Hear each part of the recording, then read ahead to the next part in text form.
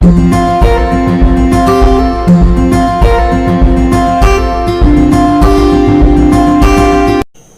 বনাবলৈ কাইনমাষ্টাৰ এপটো সহজতে ব্যৱহাৰ কৰিব পাৰি। মাজৰ বাটনটোত ক্লিক কৰিলে আমাৰ সাইজ কিছুমান আহিব। আমি কোনটো সাইজত নিজৰ ভিডিওটো বনাব বিচাৰো। ইয়াত আমি 16:9 ৰেচিঅ'ৰ সাইজটো লম। ইয়াত ক্লিক কৰাৰ লগে লগে আমাৰ সন্মুখত ভিডিও ইন্টাৰফেস স্ক্ৰিনখন আহিব। ইয়াতে আমি নিজৰ ভিডিও বা ফটোবোৰ এডিট কৰিব পাৰিম। আৰু ইয়াৰ বাবে পিছত আমি বিভিন্ন ধৰণৰ অপচন পাম। য'ত আমি ওপৰত পাম মিডিয়া আৰু তলত আমি এডাল ৰঙা ৰঙৰ লাইন দেখিবলৈ পাম। এই মিডিয়াটোৰ পৰা আমি আমাৰ ফল্ডাৰসমূহত থকা যিকোনো ভিডিও বা ফটো ইয়াত ইনসাৰ্ট কৰিব পাৰিম। মিডিয়াত প্ৰেছ কৰাৰ লগে লগে আমাৰ ফল্ডাৰবোৰ ইয়াত দেখুৱাই দিব। কোনটো ফল্ডাৰত আমাৰ ভিডিও বা ইমেজ আছে আমি হেতু সিলেক্ট কৰিলে ইয়াত অটোমেটিক আহি যাব। মই কেমেৰা ফল্ডাৰটোৰ পৰা এখন আকাশৰ ফটো আনিলো আৰু তাৰ পিছত দেখিম ইয়াত কিছুমান অটোমেটিক অপচন আহি গ'ল। এই অপচনসমূহৰ ভিতৰত আছে কেচিয়েখন, তলত ক্লিপ গ্ৰাফিক্স, কালাৰ ফিল্টাৰ আৰু এডজাষ্টমেন্ট। আমি তলৰ যিডাল ৰঙা লাইন থাকে সেইডাললৈ ভালদৰে চাই থাকিব লাগিব। কিয়নো সেই লাইনডাল আমি সেইখিনি ঠাইতে ৰাখিম য'ত আমি কিবা এটা কাম কৰিব বিচাৰিম। ইয়াৰ পিছত আমি চাও কেচিখনলৈ। কেচিখনেৰে আমি কাটিব পাৰিম।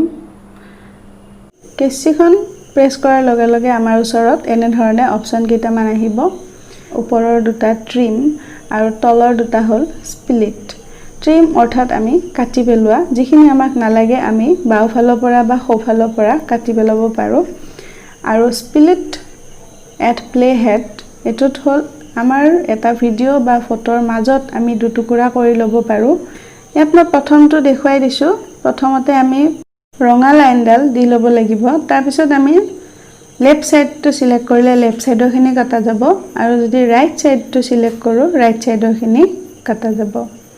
ইয়াত মই দেখুৱাই দিলো। ইয়াৰ পিছত আছে স্প্লিট অপচন, অৰ্থাৎ আমি মাজতে কাটি বেলেগ এখন ইমেজো ইয়াত ভৰাই দিব পাৰো। এতিয়া আমি আহো কেচিখনৰ ওচৰত থকা পেন এণ্ড জুম নামৰ অপচনটো। ইয়াত আমি আমাৰ ফটোখন বা ভিডিওটো জুম কৰি ল'ব পাৰো। আজিকালি বহুতেই প্ৰথমতে জুম কৰি লয়, তাৰ পিছত লাহে লাহে দূৰলৈ যায়। এনেদৰে আমি দুটা পজিশন পাম, স্টাৰ্ট পজিশন আৰু এণ্ড পজিশন। স্টাৰ্ট পজিশনটো হ'ল আমি আৰম্ভণিত কোনখন স্ক্ৰিন দেখুৱাব বিচাৰো আৰু এণ্ড পজিশনটো হ'ল আমাৰ ভিডিওটো বা ফটোখনৰ শেষত আমি কোনটো পজিশনত ৰাখিব বিচাৰো। ইয়াত মই জুম কৰি দেখাইছো আৰু পিছৰ এন্ডিং পজিশনটোত আমি অকমান দূৰলৈ দেখুৱাইছো। ইয়াত যদি আমি আৰম্ভণি দৃশ্য আৰু সামৰণি দৃশ্য অৰ্থাৎ স্টাৰ্ট আৰু এন্ডিং যদি একে ৰাখিব বিচাৰো, ইয়াৰ মাজৰ এডাল সমান চিন আছে, সেইডাল আমি চুই দিলে দুটা একে পজিশনত হ'ব।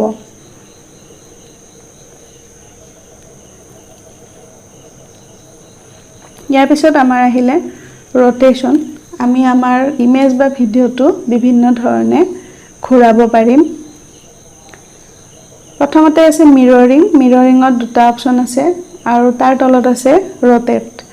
মিৰৰিঙত আমি মুখামুখিকৈ নিজৰ পজিশনবোৰ সলাই দিব পাৰো বা ওপৰ তল ফালে সলাব পাৰো।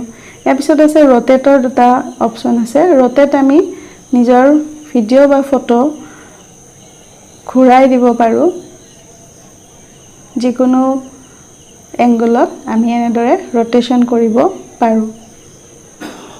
নেক্সট আমাৰ আহিলে clip graphics.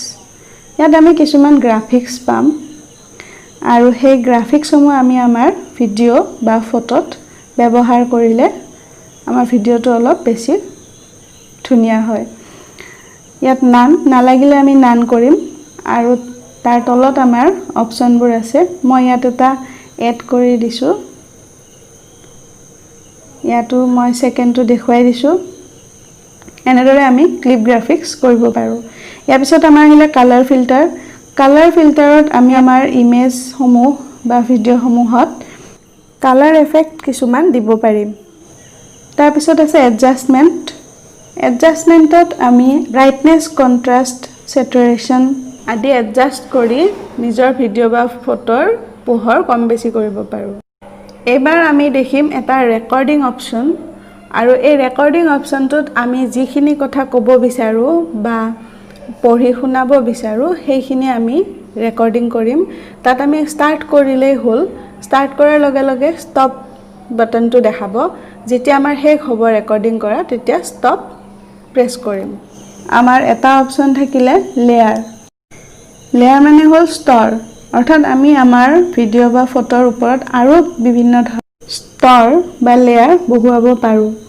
Text, photo, video', sticker, effects এই আটাইবোৰ আমি ইয়াত পুনৰ দিব পাৰোঁ। ইয়াত আমাৰ অপশ্যন আছে মিডিয়া, এফেক্ট, ষ্টিকাৰ, টেক্সট আৰু হেণ্ডৰাইটিং। প্ৰথমটো হ'ল মিডিয়া।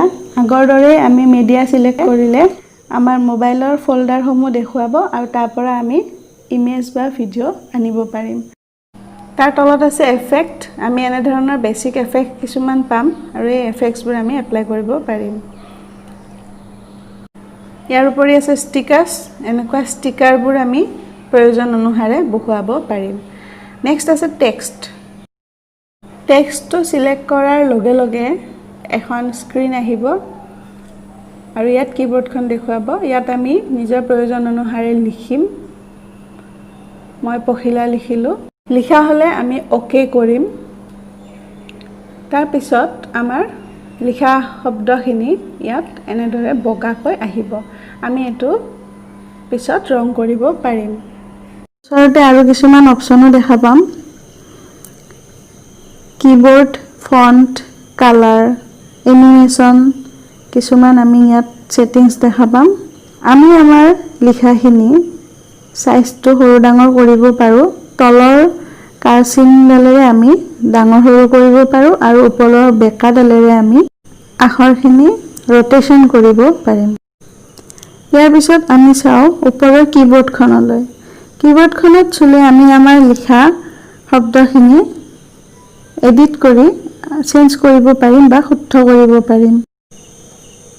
ইয়াৰ পিছত আমি যিকেইটা আছে সেইকেইটা হ'ল ফণ্ট, অৰ্থাৎ আমি আমাৰ আখৰখিনি কেনেকুৱা ষ্টাইলত বিচাৰোঁ আমি ইয়াৰ পৰা বাছি ল'ব পাৰোঁ।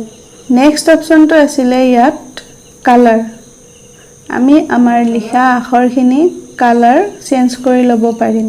কালাৰৰ বক্সটোত ছিলেক্ট কৰাৰ লগে লগে আমি কিছুমান অট'মেটিক কালাৰ পাই গ'লোঁ আৰু ইয়াৰ পৰা যিকোনো এটা কালাৰ ছিলেক্ট কৰি ওপৰৰ ৰাইট চিনডালত চুই দিলেই আমাৰ টেক্সটখিনিৰ কালাৰটো সলনি হৈ যাব। হালধীয়া ৰংটো চুইছিলোঁ, সেইবাবে মোৰ পখিলা শব্দটো হালধীয়া হ'ল। ইয়াৰ পিছত আৰু কিছুমান অপশ্যন আছে। ইন এনিমেশ্যন, অভাৰঅল এনিমেশ্যন আৰু আউট এনিমেশ্যন।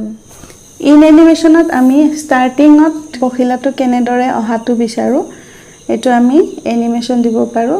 যেনেকৈ এটা এটাকৈ আহিব পাৰে বা ওপৰৰ পৰা slide down, wipe right, wipe left এনেকুৱা। ইন মানে আমি প্ৰথমতে দিয়া। অভাৰঅল মানে হ'ল আমি মাজত কেনেদৰে চলি থাকিব, আমাৰ টেক্সটটো কেনেদৰে থাকিব, আৰু আউট মানে সামৰণিৰ সময়ত আমাৰ টেক্সটটো কেনেদৰে নোহোৱা হৈ যাব। ইয়াত মই ইন আউট এনিমেশ্যন দিছোঁ আৰু অভাৰঅল এনিমেশ্যনত স্কুইজিং দিছিলোঁ, সেইবাবে পখিলা শব্দটো এনেদৰে নাচি আছে। তাৰপিছত আমি টেক্সটৰ আৰু কিছুমান অপশ্যন পাম। টেক্সট অপশ্যন, অৰ্থাৎ টেক্সটটো কোনফালে ৰাখিব বিচাৰোঁ, আউটলাইন, শ্বেডো এনেদৰে কিছুমান অপশ্যন পাম। আমি শ্বেডো দিব পাৰোঁ, আউটলাইন দিব পাৰোঁ। শেষত আমাৰ আছে অডিঅ'। অডিঅ' হ'ল আমি বেকগ্ৰাউণ্ড মিউজিক দিব পাৰোঁ। আমাৰ প্ৰজেক্টবোৰত লাইট বেকগ্ৰাউণ্ড মিউজিক বা কিছুমান লাৰ্ণিং ভিডিঅ'ত আমি মিউজিক দিবলগীয়া হয়, তেতিয়া আমি অডিঅ'ত ছিলেক্ট কৰিলে আমাৰ যিমানখিনি মিউজিক মোবাইলত থাকে, ৰিংটন থাকে, সেইখিনি ইয়াত দেখুৱাই দিয়ে। তাৰপিছত আমি তাত বজাই চাব পাৰিম আমাক কোনটো লাগে। যেতিয়া আমি এটা এটাকৈ বজাই চাম তেতিয়া প্লাছ চিন দেখা পাম আমাক যেটো গান লাগিব সেই গানটোৰ ওচৰৰ প্লাছ চিনডালত আমি চুই দিম তেতিয়া সেই মিউজিকটো বা গানটো আমাৰ প্ৰজেক্টৰ তলত লেয়াৰ হিচাপে আহি যাব আমি মিউজিকটো সিলেক্ট কৰি লৈ ইয়াত সাউণ্ডটো কম বেছি কৰিব পাৰিম আমি ইয়াত মাইক অপচন এটা পাম আৰু এই মাইকটোত সিলেক্ট কৰিলে ভলিউমটো কম বেছি কৰিব পাৰি ওপৰত আমি অটো ভলিউম অপচন এটা পাম তাত আমি নিজৰ ইচ্ছামতে সেটিংস কৰি ল'ব পাৰো ইয়াৰ পিছত আহিলে ভয়েস চেঞ্জাৰ ৰিভাৰ্ব ডাকিং এনেকুৱা কিছুমান অপচন আছে ভয়েস চেঞ্জাৰত আমি নিজৰ ভয়েস চেঞ্জ কৰিব পাৰিম শেষৰটো অপচন হৈছে হ্যান্ড ৰাইটিং ইয়াত আমি নিজ হাতেৰে লিখিব পাৰো বা লাইন কিছুমান দিব পাৰো মই এনেদৰে এৰো কিছুমান যে দিছো এইবোৰ মই হ্যান্ড ৰাইটিং লেয়াৰত দিছো ইয়াত ৰাইটিংটো সিলেক্ট কৰাৰ পিছত তলত এটা লেয়াৰ আহিব আৰু এনেদৰে কিছুমান অপচন আহিব ইয়াত আমি কেনে ধৰণৰ লাইন টানিব বিচাৰো বা সাৰ্কেল স্কয়াৰ এনেকুৱা আমি বাছি ল'ব পাৰো আৰু কাখতে আছে আমাৰ কালাৰ অৰ্থাৎ আমি কি ৰং দিব বিচাৰো হেতু আমি ইয়াত বাছি ল'ব পাৰিম ইয়াৰ উপৰিও তলত কেইটামান অপচন আছে আমি এনেদৰে নিজৰ ফটো বা ভিডিওত এৰো বা আন্ডাৰলাইন কৰি বা সাৰ্কেল কৰি দেখুৱাব পাৰো শেষত আমি ইয়াৰ কাখত কেইটামান অপচন আছে বাওফালে আমি দেখিম আনডু ৰিডু অৰ্থাৎ কিবা বস্তু আমি ডিলিট কৰি পেলালো খপককৈ আমাক লাগা হল তেতিয়া আমি ইয়াত আনিব পাৰি ইয়াত আমি আনডু কৰিলে বা ৰিডু কৰিলে পুনৰ আগৰ কামটো কৰাত সহজ হয় ইয়াৰ তলতে এটা ক্যাপচাৰ অপচন আছে ক্যাপচাৰ অৰ্থ হল আমি কিবা এটা কাম কৰি থাকিলে সেই বস্তুটো তাত ক্যাপচাৰ কৰি আমাৰ ফোল্ডাৰত সেভ হৈ যায় আৰু নতুনকৈ ক্যাপচাৰ বুলি এটা ফোল্ডাৰ হৈ যায় মই এই ইমেজটো ক্যাপচাৰ কৰিছিলো আৰু ইয়াত আপোনালোকক দেখুৱাইছো আমি আমাৰ প্ৰজেক্টসমূহ সেভ কৰিব লাগিব অৰ্থাৎ এক্সপোৰ্ট কৰিব লাগিব আৰু এক্সপোৰ্ট কৰাৰ কাৰণে